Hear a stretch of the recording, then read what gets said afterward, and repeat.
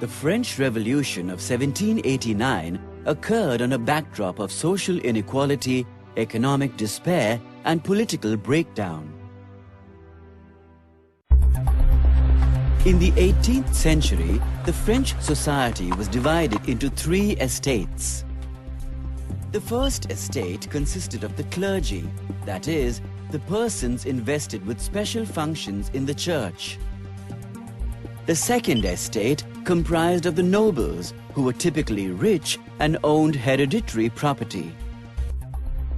The third and largest estate included the common people, most of whom were peasants.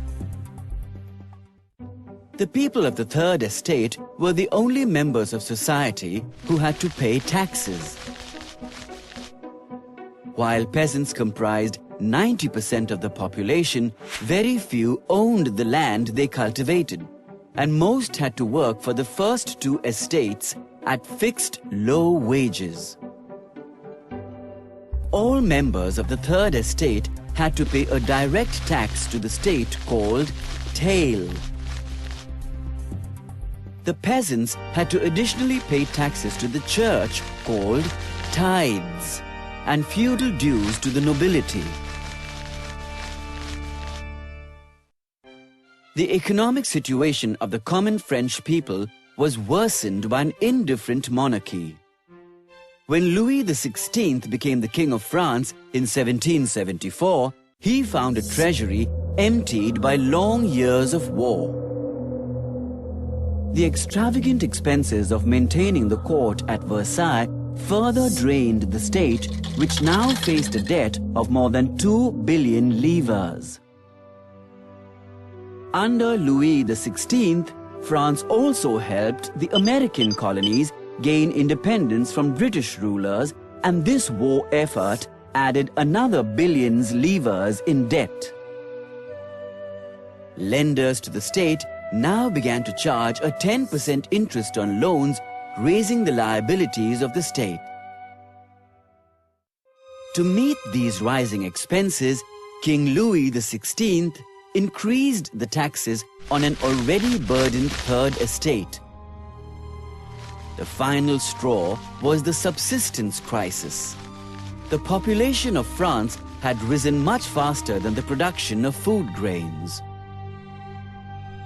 Prices of bread and food grains soared while the wages of peasants remained fixed.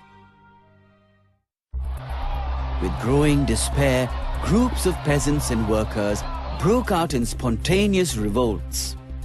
But these groups lacked the resources to bring about any major change.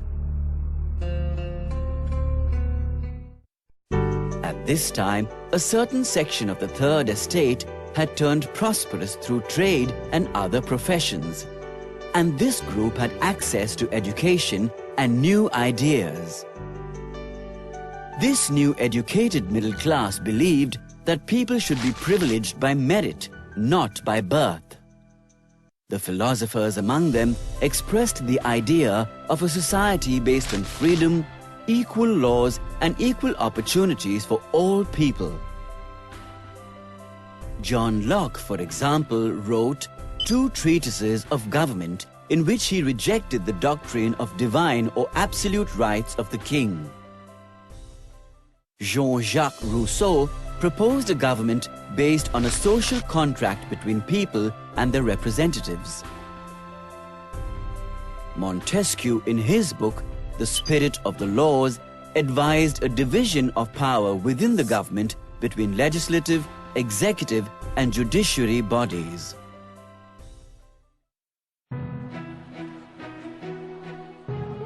These ideas were discussed in salons and coffee houses.